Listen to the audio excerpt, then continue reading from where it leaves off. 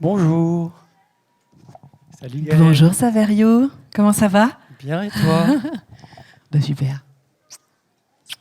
Je suis trop contente d'être là avec toi. Moi aussi. On va remercier. Ouais. Alors qui on remercie? Il y a pas mal de choses et en fait c'est compliqué parce que quand on commence ça, souvent on oublie des gens. Alors Oui. bon, si on oublie des gens, pardon. Déjà merci à vous d'être là. Parce qu'il y a des gens qui nous regardent en plus. Hein. On n'est pas, On n'est pas tout on seul. n'est pas tout seul. Hein. Ouais. Ouais, bon, faut pas trop qu'on dise de bêtises. On va essayer. Merci aux rencontres. Bien-être Pyrénées. On pourrait commencer par là. Merci à Cécile, toute l'équipe, comme ça. Mathieu, à qui d'autre tu penses? Merci au Parc Expo, au Tarbes Parc Expo, pour sa gentillesse, son organisation, le lieu magnifique. Merci à Tarbes, aux Pyrénées. Voilà, merci à chacune et chacun de vous. Et merci à toi Gaël, c'est toi qui m'as invité. Bon, on s'est invités tous les deux ensemble. Comment tu te sens, Saverio, là, tout de suite, ici, maintenant? Un peu euphorique, Ouais. un peu excité, Mmh. heureux d'être là, dans l'expectative. Bien. Et toi? Je me sens un peu traqueuse, même si à chaque fois ça me fait ça. Hein. Donc j'ai un fond de timidité, hein, même si je suis très extravertie comme ça. Je me sens hyper honorée de transmettre des choses à des gens, à vous aujourd'hui. Et je me dis que j'ai beaucoup de chance. C'est un mélange. Voilà. Et vous? Comment vous vous sentez là, maintenant? On pourrait peut-être se poser juste un peu pour sentir comment on est là tout de suite. S'accueillir.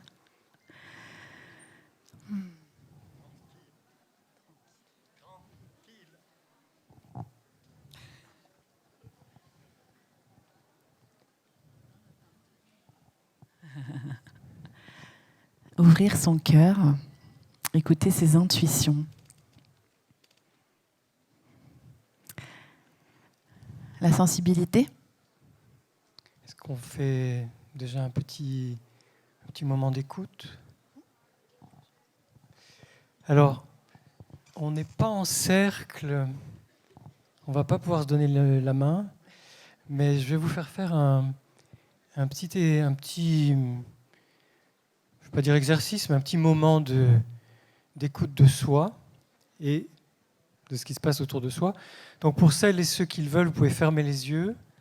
Pour les autres, c'est pas grave, vous pouvez rester avec les yeux ouverts. Et en yoga, quand on commence ou qu'on finit un cours, on se tient par les mains et on sent la personne qu'on a d'un côté, la personne qu'on a de l'autre côté. Et là, je vous propose de faire pareil, de sentir qui est d'un côté de vous, peu importe le côté, et de sentir, de vraiment prendre le temps de sentir ce qui se passe de ce côté-là de vous, la personne qui est à côté de vous, et de sentir ce qui se passe de l'autre côté, l'autre personne, s'il y a quelqu'un qui est à côté de vous. Et pendant que vous continuez à sentir ce qui se passe pour vous, dans votre corps, mais aussi autour de vous, je vais simplement vous rappeler que le cœur, c'est l'organe qui émet le champ électromagnétique le plus grand. Beaucoup plus que le cerveau, beaucoup plus que les intestins. Le cœur émet un champ électromagnétique d'au moins 3 mètres. C'est-à-dire que vous imaginez le nombre de personnes que vous touchez simplement par vos vibrations à partir de votre cœur. Ce qui fait que autour de vous, les personnes qui sont à côté de vous vous sentent et vous sentez les personnes qui sont autour de vous.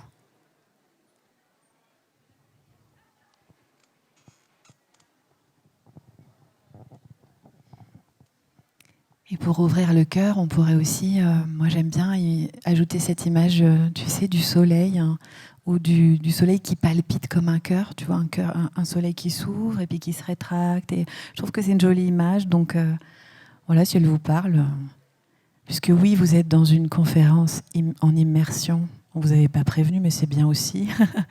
Puisqu'ouvrir son cœur et écouter ses intuitions, c'est avant tout une expérience. On y reviendra ensemble. Oui, alors justement, c'est ça qui est très important, c'est que Gaël et moi, nous ne sommes pas là pour vous apporter un savoir. En ce qui concerne le cœur, la sensibilité, les intuitions, vous avez chacune et chacun de vous votre propre expérience de votre cœur, de vos sentiments, de votre sensibilité, de vos intuitions. Donc on est plus là pour, comme l'allumage du gong, l'allumage du bol tibétain, faire en sorte que ça résonne, une petite chicknette, je ne sais pas comment on dit, chicknode, un petit quelque chose qui fait que, ah ouais, j'ai ça en moi. On va essayer. Et si au cours de cette rencontre, je n'ai même pas envie de dire conférence, mais au cours de cette rencontre, une seule chose a résonné en vous, quelque chose de vous a résonné en vous, eh bien, on sera très heureux, Gaël et moi, d'avoir été là pour vous aujourd'hui.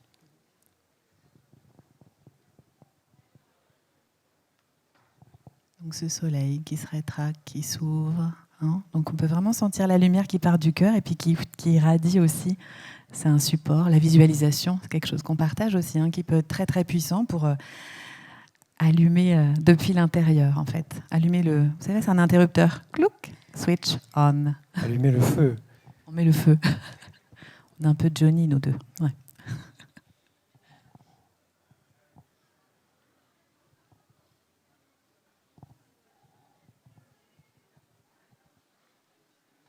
Alors notre sensibilité, ce sont nos 6 sens que vous connaissez bien. Je vais me tourner un peu parce que j'ai l'impression de tourner le dos à une partie des personnes. Ce qu'on va entendre, par exemple, ce qu'on va toucher, ce qu'on va goûter, ce qu'on va sentir, ce qu'on va voir. Et puis ce 6e sens de la kinesthésie qui est comment je me sens dans mon corps en mouvement. Comment je me sens digéré, par exemple, comment je me sens fatigué ou en forme, comment je me sens bouger quand je marche, quand je danse. Ça, c'est la kinesthésie. Du coup, l'intuition, ce ne serait pas le 6e sens, ce serait le 7e sens, hein, comme le 7e art et le cinéma. Alors justement, on parle de sensibilité, d'art. Et Gaëlle, c'est une danseuse. Donc je vais la laisser vous raconter un petit peu sa vie. Enfin, un petit bout de sa vie. Quand j'ai rencontré Saverio, ce qui nous a rassemblés, parce qu'on est en duo aujourd'hui, c'est que nous avons tous les deux, mais je lui rendrai l'appareil après, une passion contrariée. Et je pense que les passions contrariées, les choses qu'on s'est interdites de faire et qui étaient tellement là, ça touche sans doute énormément de gens dans cette salle. Moi, quand j'étais petite, je voulais être danseuse. Je dansais tout le temps, en fait, hein, donc c'était évident. Aussi important que de boire, de manger, de respirer, moi, il fallait que je danse. Alors là, je me retiens un petit peu, je vous avoue, mais il n'est pas exclu que je me mette à bouger comme ça, si je me sens à l'aise. Et ça a été coupé parce que être danseuse, c'est pas vraiment un métier, quoi. Hein. Faut dire des études un petit peu sérieuses. Donc voilà, et donc mes parents n'étaient pas trop d'accord. C'est pas très original ce que je vous raconte, mais peut-être parmi vous, il y en a, ils voulaient être scientifiques et on leur a dit que c'était pas bon en maths. Peut-être qu'il y en a qui voulaient être aventuriers, mais on a dit c'est un peu risqué. D'autres qui voulaient faire de la peinture et on leur a dit c'est pas un métier. Donc voilà. Et en même temps, c'était là. Et là, vous vous dites, mais quel est le lien avec l'intuition ? C'est qu'en fait, c'est déjà là. On sait très bien, je crois, au fond de nous, quelle est notre place. On s'interdit un tout petit peu parfois, là-haut, de se l'autoriser. Donc, reconnecter à ça, ça demande tout un travail.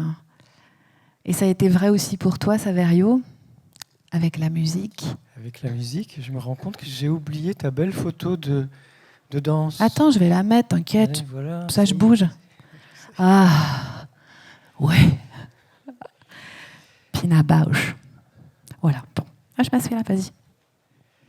La musique. Alors j'ai une histoire à peu près similaire à celle de Gaël, même si chaque histoire est singulière. C'est que moi j'ai fait beaucoup de musique quand j'étais enfant. J'ai eu la chance d'être au lycée musical. Le matin j'avais cours à l'école avec mes camarades. Hein, et l'après-midi, tous les après-midi, parfois le soir et le week-end, on était au conservatoire et on faisait de la musique. du chant, de la danse, du théâtre et l'instrument qu'on pratiquait. Et ça, c'était vraiment mon monde. C'était le monde dans lequel j'évoluais tous les jours et dans lequel je me sentais très bien. Et dans ce monde-là, c'était extraordinaire, dans les années 70, 60-70, je suis un vieux de la vieille, c'est que tous nos professeurs, sans exception, tous, hommes ou femmes, quel que soit leur âge, disaient « Ta sensibilité est belle, ta sensibilité est belle, développe ta sensibilité ». Tous les jours, tous nos professeurs nous disaient quelque chose sur notre sensibilité. Exprime ta sensibilité. Et dans ce monde, j'étais comme dans un poisson dans l'eau. Je me sentais bien. Et en dehors de ce monde, mes parents étant scientifiques, voilà, surtout à partir du collège, j'étais un peu étonné parce que la sensibilité n'était pas si bien vue que ça. « Oh, toi, tu es trop sensible. Oh, toi et ta sensibilité. » Je me disais, mais comment c'est possible que le plus clair de mon temps, je vis avec des personnes bien vivantes, bien réelles, bien humaines, qui disent ta sensibilité est merveilleuse, développe ta sensibilité, exprime ta sensibilité, et que le reste du temps, d'autres personnes disent il y a un problème là avec ta sensibilité, arrête. Et j'ai choisi le monde de la sensibilité. Je me suis dit finalement c'est beaucoup mieux dans le monde de l'art, de la musique, etc., où on peut exprimer sa sensibilité. Et la crise est venue au moment d'entrer en seconde, quand mes parents ont dit « c'est fini la musique, maintenant tu fais des choses sérieuses pour avoir un bon bac et avoir un bon métier ». Donc tout ça, ça laisse, Gaëlle. Oh Gaëlle, je t'invite à revenir. J'aime bien te regarder, j'aime bien t'entendre, écouter cette histoire. À chaque fois, tu la racontes différemment. Et tout ça, ça laisse des blessures, ça laisse des interrogations, ça laisse des frustrations, des manques. Mais ça laisse aussi comme une espèce de désir intact qui fait que 10, 20, 30 ans plus tard, on a toujours autant, aussi fort en nous, ce désir de danser, de jouer de la musique, de chanter, etc. Et donc peut-être, comme le disait Gaëlle, dans vos vies à vous, il y a eu des choses qui ont été contrariées, des choses auxquelles vous teniez énormément, qui sont importantes pour vous au fond, et qui ne demandent qu'une occasion, un encouragement, un mot pour « waouh ». Même pas se révéler, parce qu'elles sont là, mais s'exprimer, trouver leur légitimité, se dire « c'est important pour moi, je ne vais pas le sacrifier ».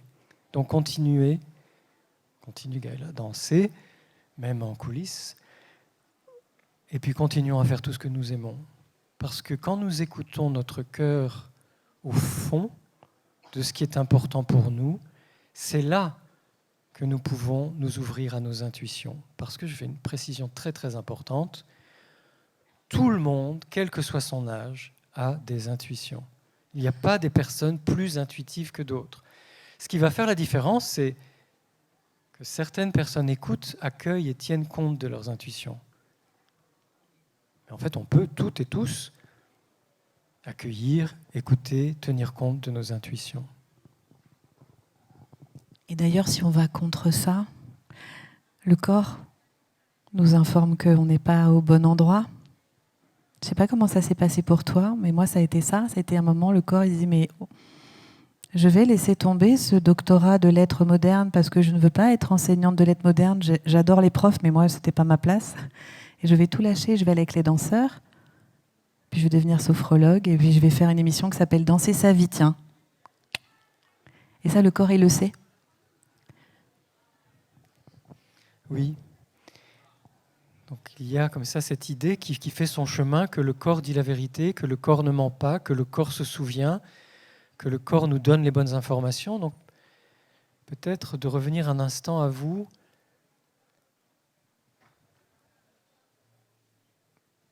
Dans une... je ne sais pas comment dire, je ne vais pas parler de gratitude trop tôt, parce qu'on a prévu ça un peu pour plus tard. Ouais, tu nous spoil le truc, Saverio, quand même.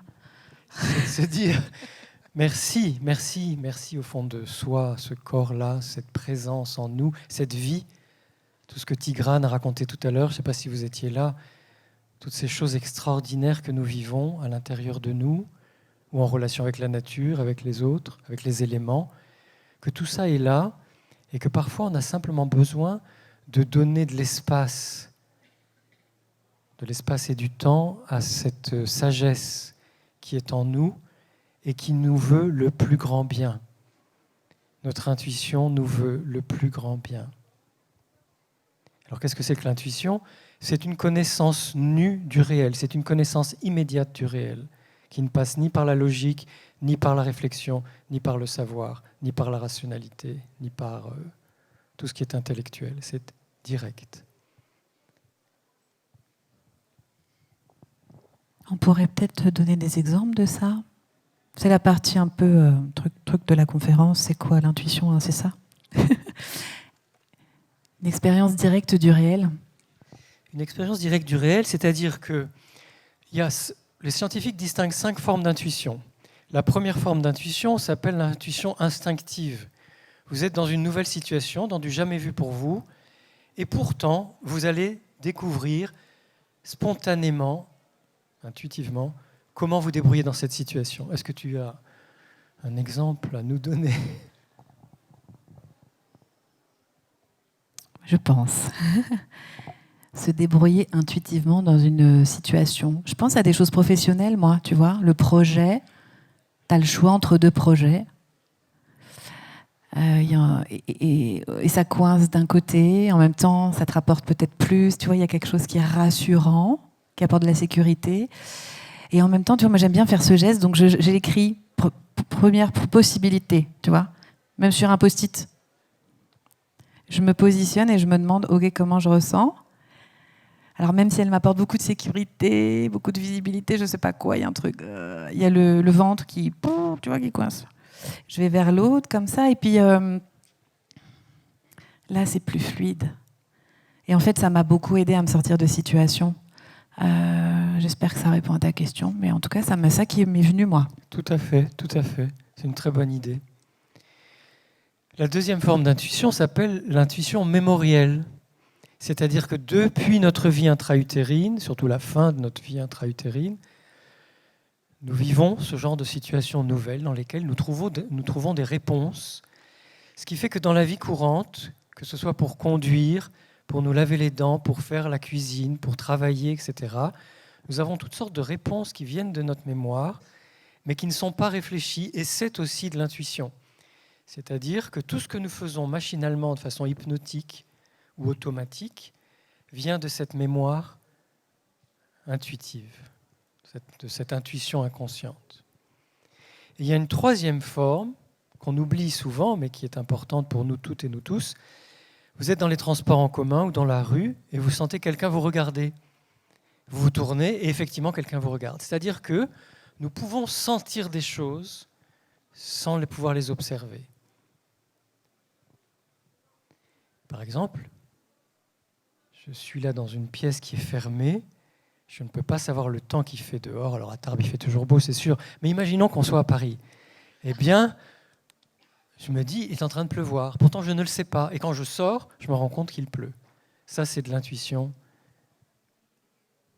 inconsciente. Donc, est-ce que je n'ai pas mélangé deux ? Non. Intuition instinctive, intuition mémorielle, intuition inconsciente. Non, on était bien l'intuition inconsciente. Parfait, parfait. Quatrième forme d'intuition, celle qui est connue des scientifiques et des artistes, et de tout le monde d'ailleurs, mais enfin particulièrement connue des scientifiques et des artistes, c'est le fameux Eureka. Un mathématicien ou un philosophe bute sur une énigme, sur un problème, ne sait absolument pas comment résoudre cette énigme.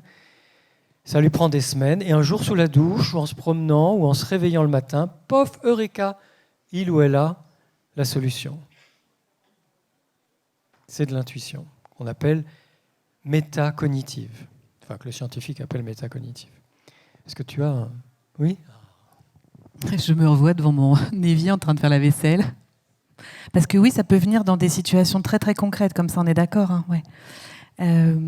Où j'ai eu l'idée d'un projet. Il y avait, donc tu vois, je ne sais plus ce que je nettoyais, une assiette, un truc, enfin ça n'a pas beaucoup d'importance. Et j'ai vraiment senti, ma fenêtre elle donne sur un extérieur, tu vois. Et j'avais vraiment la lumière, genre l'aura presque et tout. Et là j'ai fait... Oh, c'était évident, alors que tu vois, je m'étais bien pris la tête, j'avais beaucoup cogité, je suis une spécialiste, hein, je crée un bouquin là-dessus. Enfin bref, je cogitais beaucoup et ça m'était pas venu. Et là, il y avait le truc c'était un moment inattendu. Alors ça, c'est un mot très important pour l'intuition. L'intuition, elle est inattendue. C'est vraiment le signe de l'intuition. Elle est fulgurante, surprenante, inattendue et parfois un petit peu incongrue, quoi. Un petit peu, on s'y attend vraiment pas, quoi. Elle est un peu inconfortable. Et cinquième forme d'intuition, peut-être la plus inconfortable pour nos mentalités très rationnelles et très cartésiennes, même si Descartes a été un peu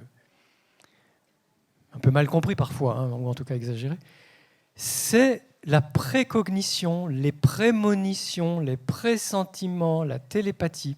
C'est-à-dire toutes ces informations que nous recevons avant ou après. D'ailleurs, on peut avoir des informations sur ce qui s'est passé dans le passé, on peut avoir des informations sur ce qui va se passer dans le futur, ou dans des lieux complètement différents. Ces intuitions-là existent, elles sont très importantes. Il y a des personnes qui reçoivent plus ce genre d'informations que d'autres. Et elles sont très étudiées par la NASA et par les scientifiques des armées. Donc c'est du sérieux.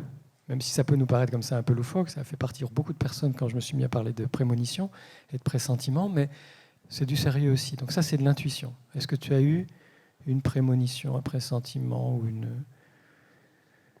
Oui, conscience? ça m'arrive souvent et tu vois, ça me fait penser à une dame qui est venue tout à l'heure nous voir, cet après-midi, qui parlait qu'elle avait des prémonitions, alors assez négatives, c'est comme ça qu'elle a dit, qui lui faisaient peur, tu sais, elle disait qu'elle sentait les gens qui allaient mourir, elle avait dit ça. Alors ça, moi, ça m'est pas arrivé.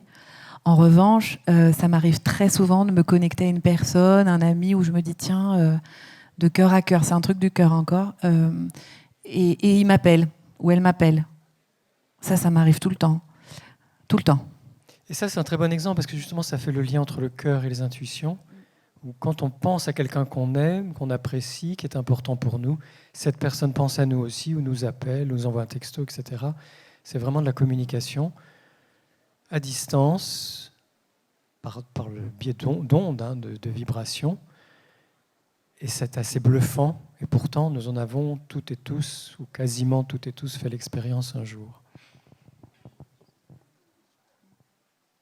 Donc c'est plus de 3 mètres, encore plus que 3 mètres. Là, tout à l'heure, tu sais, on disait 1, 2, 3, donc 1, papa, mais la personne à laquelle je pense de cœur à cœur, elle est carrément dans une autre région. Tu vois.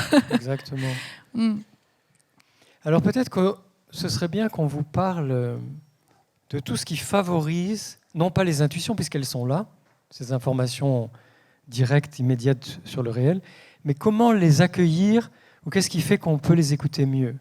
En fait, il y a toutes sortes de choses qui vont nous aider à mieux accueillir et écouter nos intuitions. Donc je vais d'abord vous donner un repère scientifique, mais après vous allez voir que dans la vie courante, ça se décline sous de très très nombreuses formes.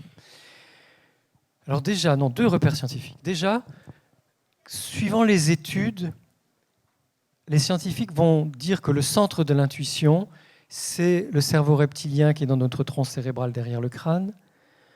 C'est la glande pinéale qui correspond au 3e œil, le chakra du 3e œil. C'est le cœur, ce sont les intestins, ou que c'est même en dehors du corps. Donc vous voyez, suivant les chercheurs et les chercheuses, on n'a pas de vrai siège de l'intuition. C'est ça qui est intéressant. L'intuition est en fait un peu partout dans notre corps et hors de notre corps. Deuxième repère, notre cerveau émet des ondes cérébrales. Il y a 5 types d'ondes cérébrales. Et parmi ces ondes cérébrales, il y en a 2 types qui sont particulièrement favorables à la réception des émotions. Donc je vais très vite. Les ondes gamma, qui sont les ondes de la concentration. Quand je vous parle, là, je fais attention. Donc mon cerveau est probablement en train d'émettre des ondes gamma. Enfin, j'espère pour vous. Après, il y a les ondes bêta, qui sont les ondes de la veille quotidienne. Puis les ondes alpha, qui sont la spécialité de Gaëlle, puisqu'elle est sophrologue, c'est-à-dire la relaxation. Les ondes θ, qui sont les ondes de l'endormissement, du réveil et des rêves, mais aussi de la transe chamanique ou de la transe hypnotique. Et enfin, les ondes delta, qui sont les ondes du sommeil profond. Eh bien, ce sont les ondes alpha et les ondes alpha de la relaxation et les ondes θ de l'endormissement, des rêves et du réveil, qui sont les plus propices à la réception de ces informations que sont les intuitions. Comme ça paraît un peu abstrait et compliqué. Mais dans la vie courante, il y a beaucoup de situations qui correspondent à tout ça. Gaëlle, par exemple. Dans la vie courante, où tu vois, moi, ce que tu évoques là, ça me fait penser à des moments où, alors évidemment, c'est rassurant parce que ça veut dire que si on s'entraîne à favoriser ces ondes-là, on va pouvoir s'entraîner à notre intuition, en fait. Donc c'est assez pragmatique, en fait, c'est simple d'accès. Et ce que ça m'évoque, moi, tu vois, c'est les moments où j'ai fait pas mal de retraites de méditation. Donc c'est des temps longs où vraiment on prend le temps de pratiquer. Et là, c'était vraiment d'une qualité incroyable, quoi, tu vois, ces intuitions-là. Donc, mais oui, après, dans la vie courante, on peut faire de la méditation en action, tu vois, moi, ça me fait penser à ça. Méditation, alors oui, on s'installe, le son du bol, machin, mais on peut aussi être dans une seule chose à la fois, ce qui fait que ça ouvre et qu'on peut accueillir, hein, c'est ce que tu disais tout à l'heure, davantage de messages ou d'intuition, tout simplement. Donc oui, moi, ça m'arrive dans le train beaucoup. Donc là, tu vois, pour venir à table, j'ai eu le temps. J'ai eu j'ai eu le temps de travailler toutes mes ondes. Mais ouais, dans des temps un peu entre deux, tu vois, les temps d'aéroport. Enfin, je prends pas trop l'avion, mais les temps de gare, les temps d'attente, les temps comme ça, ouais. Exactement. C'est pour ça qu'on a essayé au début de cette rencontre de prendre le temps, avant de se lancer dans on va vous parler, de prendre le temps d'écouter, de vous écouter. Les entre-deux, je trouve que c'est une très bonne indication. Et ces entre-deux, on va les vivre effectivement dans la vie courante, en faisant sa vaisselle, sa toilette, en marchant, en sortant de... Il n'y a pas de métro à Tarbes, mais en sortant du bus. Mais ça va être aussi en pratiquant certaines choses, le yoga, le qigong, le tai chi, certains arts martiaux. Il ne faut pas que ce soit forcément très très violent, il faut qu'il y ait aussi du temps dans le mouvement. La danse.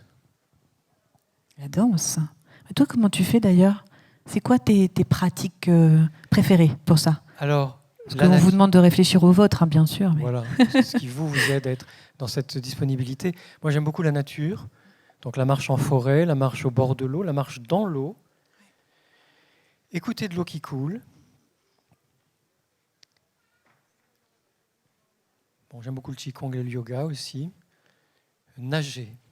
Nager. Au bout d'un moment, pof, le cerveau change. Il y a quelque chose qui fait dans mon cerveau, ça change. Écouter de la musique. Il y a des musiques qui m'aident particulièrement. Voilà. Et puis, il y a une technique ou une méthode dont je voulais vous parler qui s'appelle le focusing. Alors, je vais prendre le temps de vous expliquer un peu historiquement d'où ça vient parce que c'est vraiment quelque chose de passionnant. Dans les années 50, aux États-Unis, un philosophe d'origine viennoise qui avait fui la guerre des années 40 s'est posé une question très importante. Il s'est posé la question, qu'est-ce qui fait qu'une thérapie fonctionne, qu'une thérapie porte ses fruits, qu'une thérapie aide à se soigner ou à guérir. Et donc il a mené une très grande enquête, il a fait une grande étude, et il s'est rendu compte de quelque chose de très important qui nous remet à notre place, nous thérapeutes, c'est que la réussite d'une thérapie ne vient pas tellement du thérapeute ou de la thérapeute. Ouf, plus de gourou. C'est très important, hein. Super important. Ça c'est... Non, mais ça je fais pouce, t'es d'accord? Parce qu'on a beaucoup échangé là-dessus.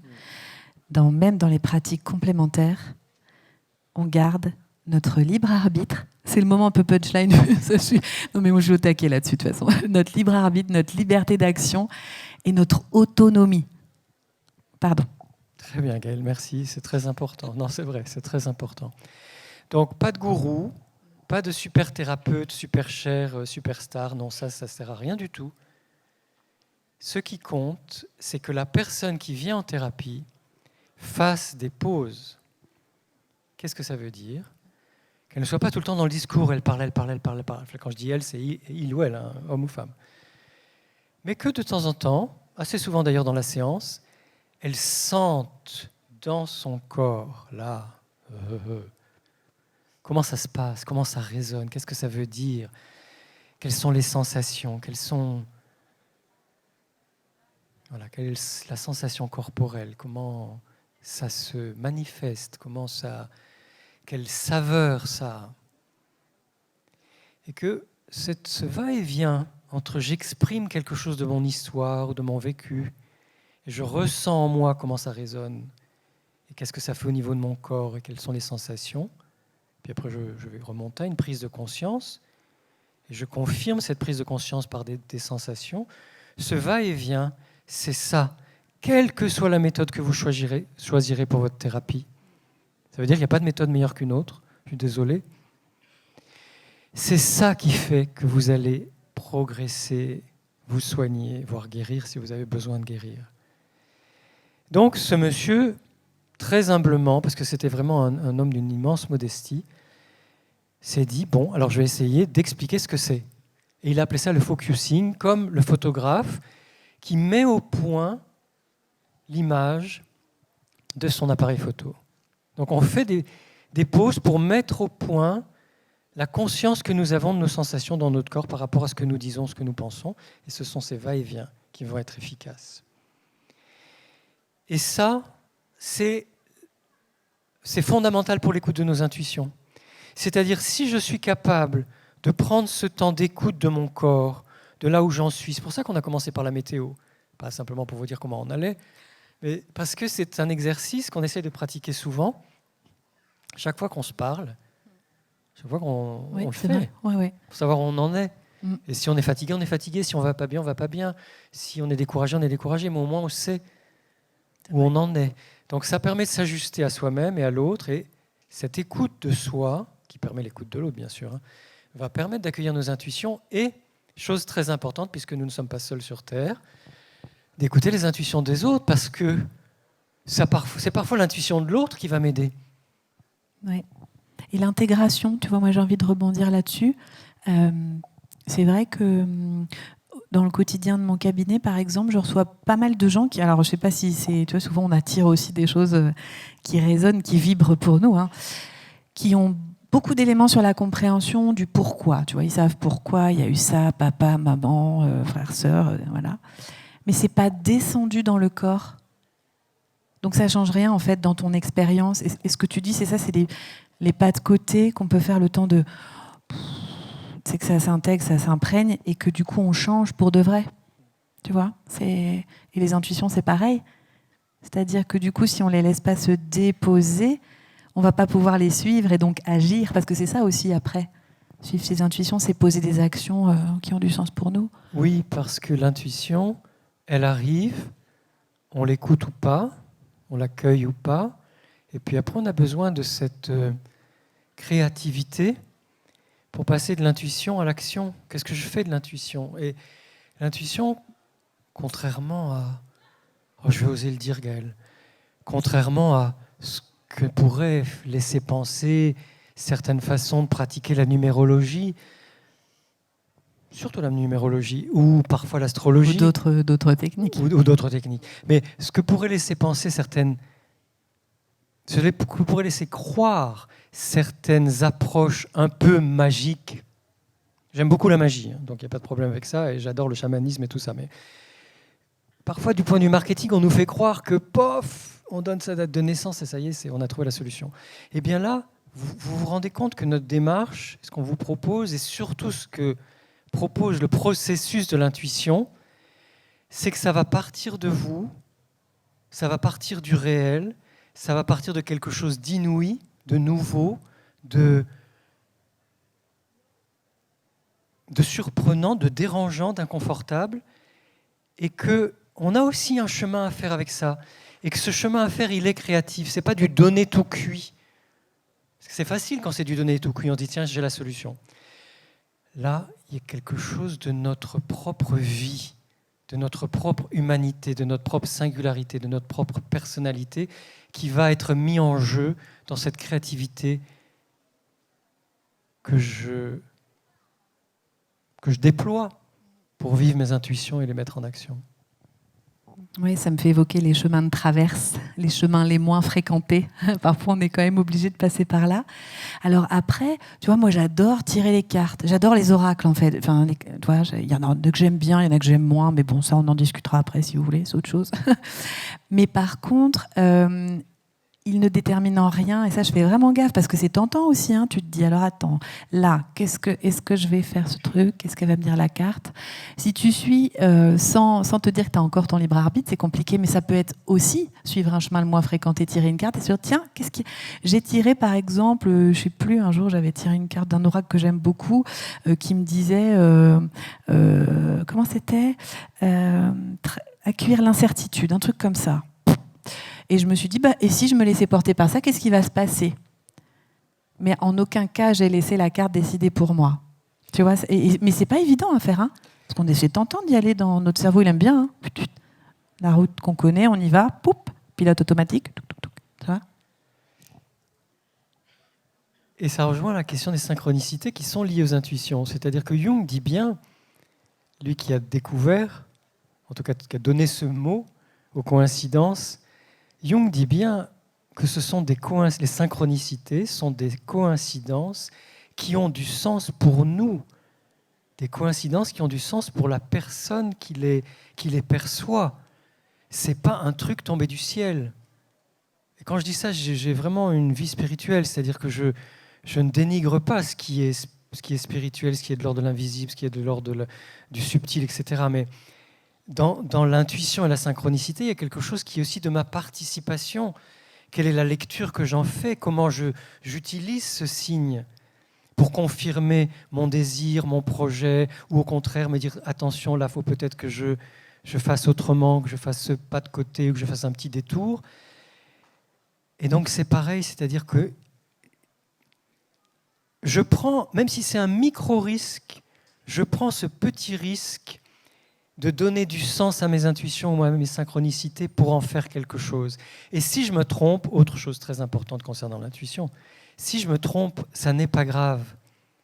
Je peux avoir mal compris un signe ou une intuition, aller dans le sens qui n'est pas celui de l'intuition, de l'information que j'ai reçue, je me trompe, je me rends compte et c'est comme ça que j'apprends. Je crois que c'est très important d'accepter ce tâtonnement. Bon, ça c'est connu, hein, je ne fais que le répéter, mais pour moi, dans ma vie, ça a été très important de me dire je ne suis pas parfait, je ne connais pas tout, même si je consulte les bons psys ou que j'ai lu le bon livre, non, il va y avoir aussi ce tâtonnement qui fait que je vais me tromper, je vais apprendre, je vais recommencer et petit à petit, je vais découvrir mon chemin. Moi, je te confirme, je me suis bien plantée. Hein. À des moments, je me suis dit, oh, c'est une intuition. Tu sais, les flammes jumelles et tout. C'est aussi un peu, je pense que c'est vrai, les rencontres d'âmes sœurs, mais parfois on peut vraiment entretenir des dépendances affectives, hein, soyons clairs. Moi, je suis allée droit dans le panneau. Hein. Mais ce que ça a appris, tu vois, c'est aussi, tu vas dans le panneau, mais du coup, le truc te montre quand même, regarde ce que tu as encore à travailler, Gaëlle. Tu vois, là, il faut taffer, ma grande, hein, tu vois. Donc, et grâce à toi, parce que c'est toi qui m'as dit, il n'y a pas de bonnes ou de mauvaises intuitions. Il n'y a que des intuitions et il n'y a que des chemins, des essais, quoi. Ça, c'est important, ça. Tu vois, ça décomplexe un peu. Oui, toutes nos intuitions sont bonnes, toutes nos intuitions nous veulent du bien, mais parfois, nous avons l'impression d'avoir une intuition, ce n'est pas une intuition. Et ça n'est pas grave, parce que plus nous nous trompons, en fait, plus nous sommes les cancres du développement personnel. Moi, j'adore ça parce que c'est vrai. Plus nous sommes les cancres du développement personnel et nous butons, ça a l'air tellement facile pour les autres sur les réseaux sociaux, ils ont tous réussi tout, et là, on est là à galérer. Ça marche pas, on se décourage, on téléphone à sa copine. Allô Gaëlle, comment je fais? On appelle Saverio au secours. Et en fait, on se rend compte qu'on est tous là à se planter, à pas trop savoir ou devoir s'y reprendre à plusieurs fois, que ça va pas bien tous les jours, ça va bien certains jours, mais ça va pas bien tous les jours, et que c'est la vie, et que c'est bien, que c'est vivant. Donc l'intuition, elle est vraiment de cet ordre-là, de quelque chose de très comme l'eau, de très qui nous échappe, comme les enfants. C'est très vivant, un enfant. Oui, et puis d'accueillir son désagréable. Parce que notre expérience, soyons clairs, elle est à la fois agréable, mais désagréable. Et c'est là que ça sert le développement personnel. C'est quand tu as les deux mains dans le chaos, là, tu te dis, OK, la sophro, clairement, ça va m'aider à quoi, là? Tu vois? Et je pense que... Enfin, moi, je travaille beaucoup comme ça, et je sais que toi aussi, c'est vraiment faire face au dragon, quoi. Par moment, dire, OK... Là, la peur, la colère, j'ai pas du tout envie que ça m'arrive maintenant, ce truc-là de ma vie qui se passe mal, mais en même temps, bienvenue. Le bienvenu, tu vois, c'est pas un mot galvaudé. Enfin, il y a plein de gens qui se disent, ouais, c'est facile de dire bienvenue, mais moi, je trouve que accueillir, c'est c'est une expérience et c'est un guerrier de la lumière, quoi, presque, hein, quand même. Il faut y aller, quoi. Oui, et merci pour le dragon. J'adore les dragons parce que, en fait, notre puissance. Je fais ma petite parenthèse. Vas-y. Dans nos combats, moi, je lutte un peu contre l'idée qu'on a des super pouvoirs et qu'on est des super personnes, parce que quand on s'installe trop dans cette idée qu'on a des super pouvoirs et qu'on est des super personnes, les jours où ça va vraiment pas, parce qu'on se dit, alors comment c'est possible? Si j'ai des super pouvoirs, je suis une super personne, je devrais absolument pas vivre ce genre de choses. Non, c'est pas là que ça se situe. En fait, c'est dans nos dragons, nos sorcières, nos démons, vous appelez comme vous voulez, peu importe, ça ce sont des mots, mais c'est dans nos ombres et nos tourments, nos tempêtes, etc., qu'on va trouver notre puissance. C'est pas un truc comme ça qu'on a parce qu'on est des poupées Barbie et des Ken.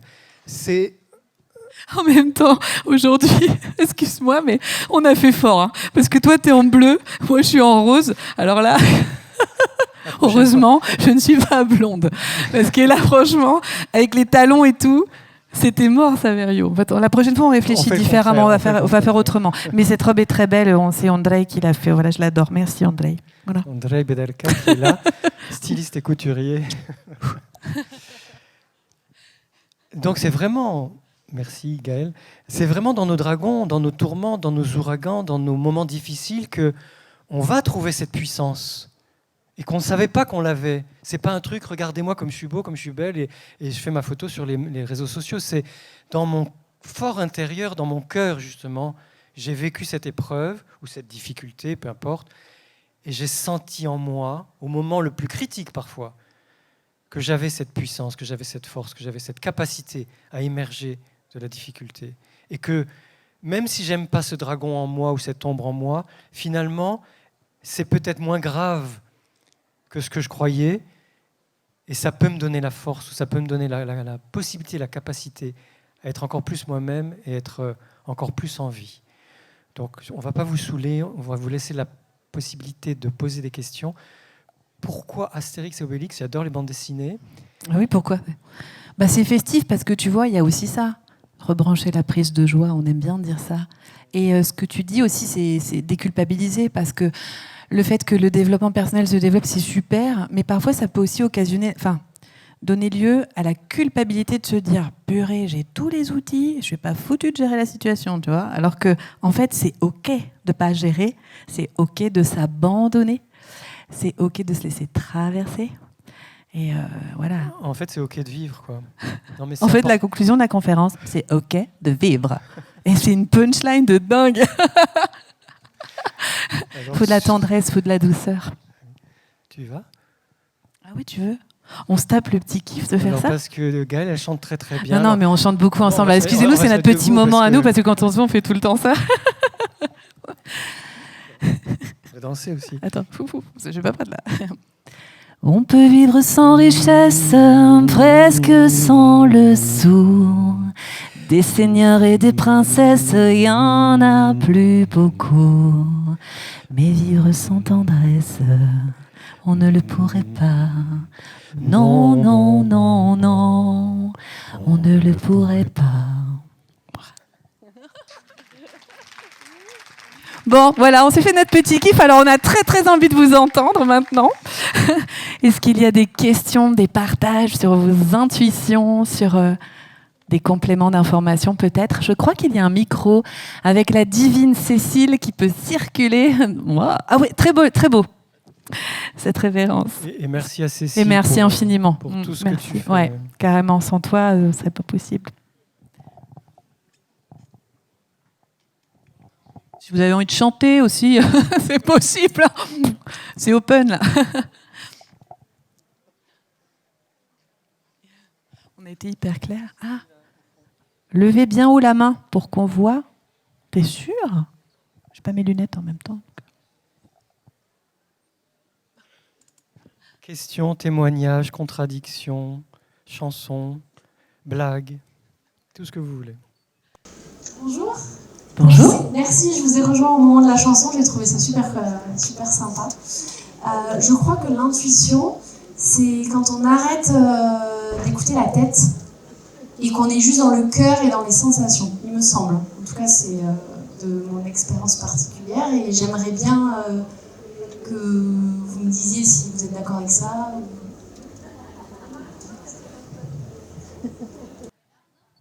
Moi, je suis assez d'accord, je dirais. Alors après, c'est important de ne pas diaboliser son mental. C'est pour ça qu'il y a le trop dans j'arrête de trop cogiter. Ça, c'est important, le trop.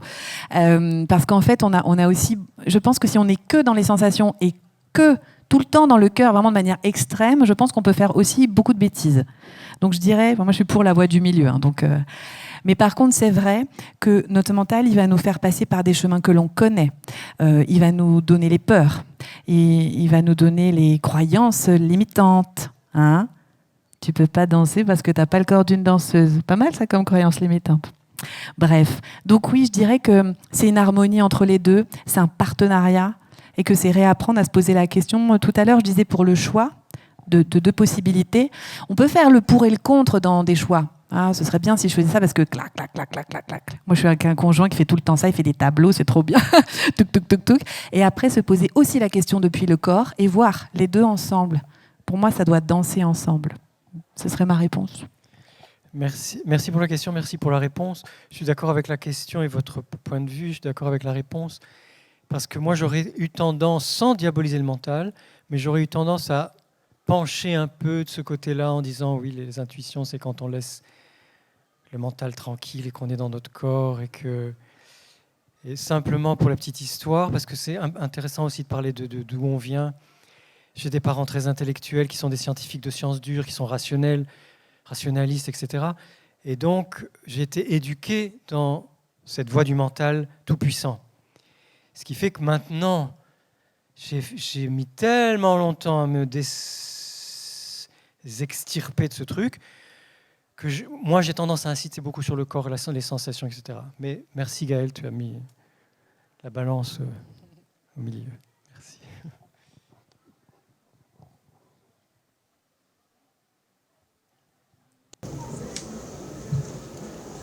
Je vais me lever.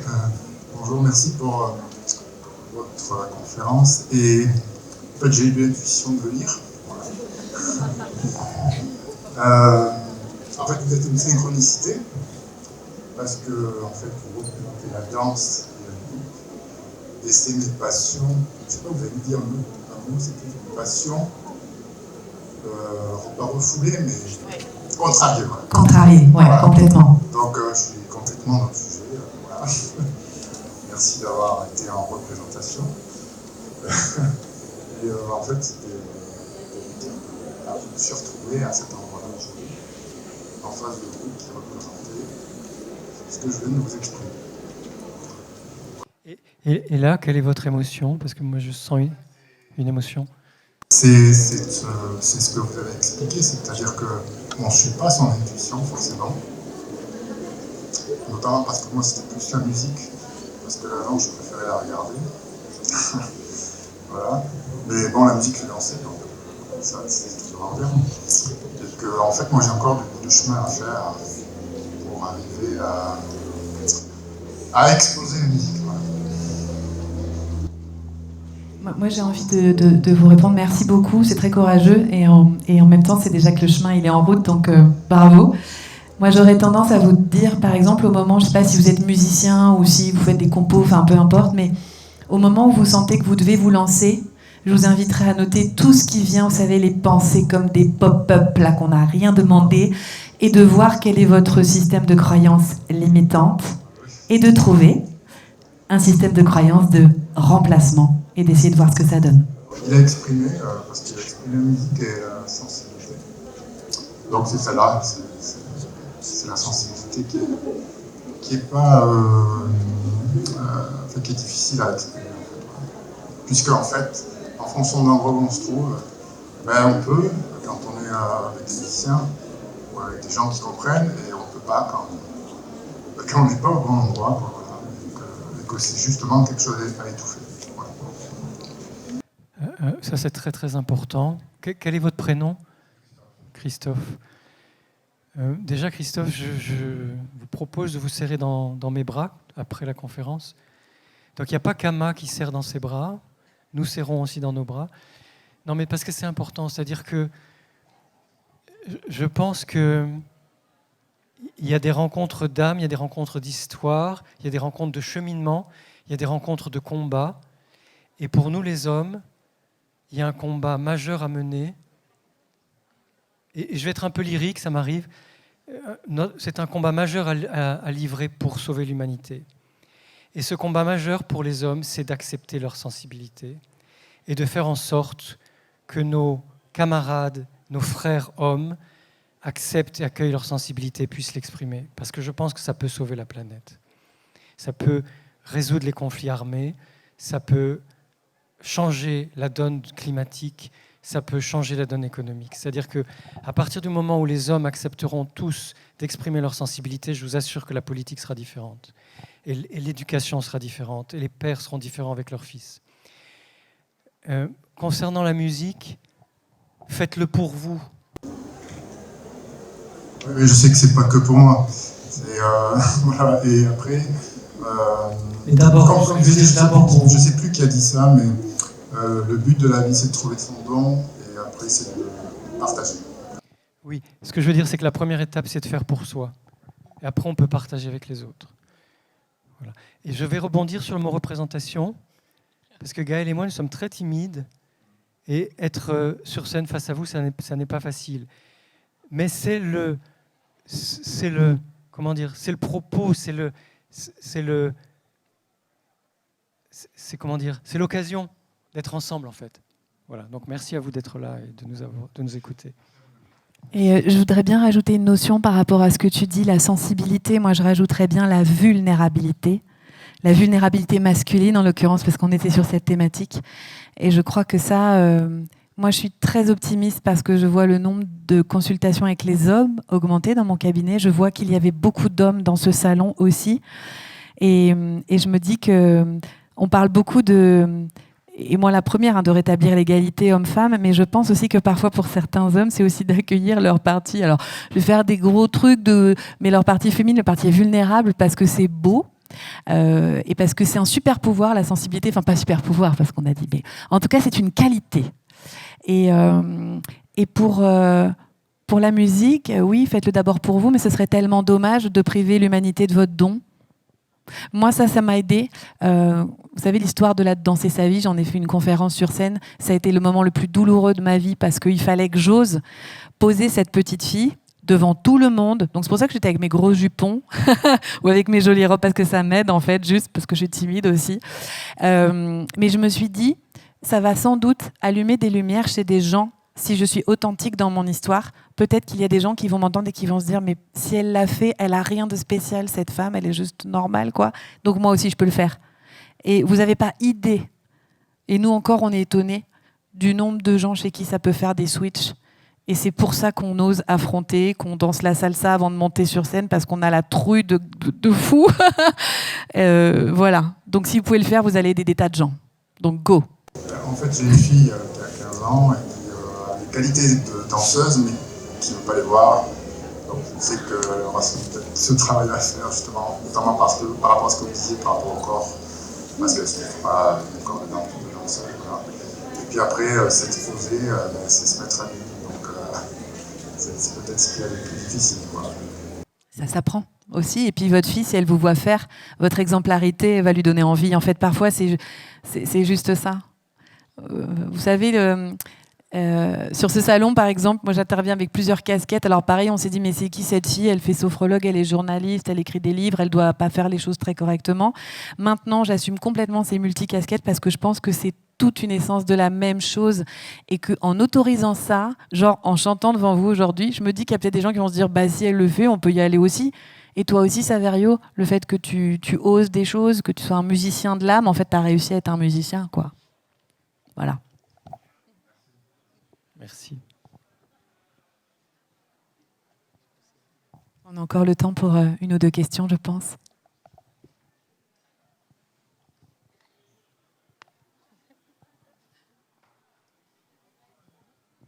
Questions, témoignages, contradictions, tout ce que vous voulez.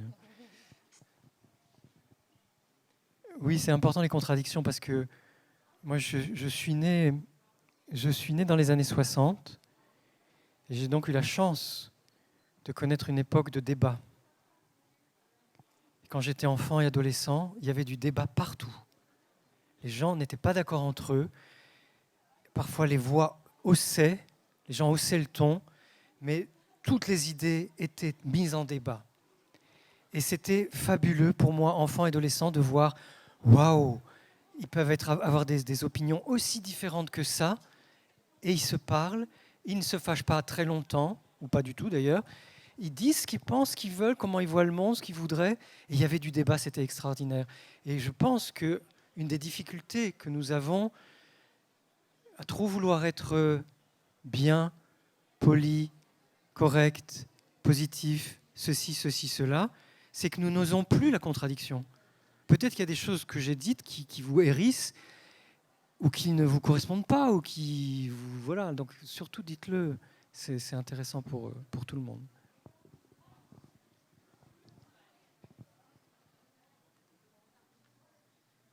Pas de questions, pas de réaction. Bon. Du coup, moi j'ai envie de t'adresser un grand merci, Saverio, et surtout d'adresser un merci à vous tous. C'était trop bien, toute cette énergie partagée. Merci infiniment. On peut retrouver aussi, on peut prolonger la discussion. Nous sommes là jusqu'à la fermeture du salon ce soir, donc avec grand plaisir, si vous avez envie aussi. Parfois, c'est difficile de prendre la parole devant tout un groupe pour poser une question.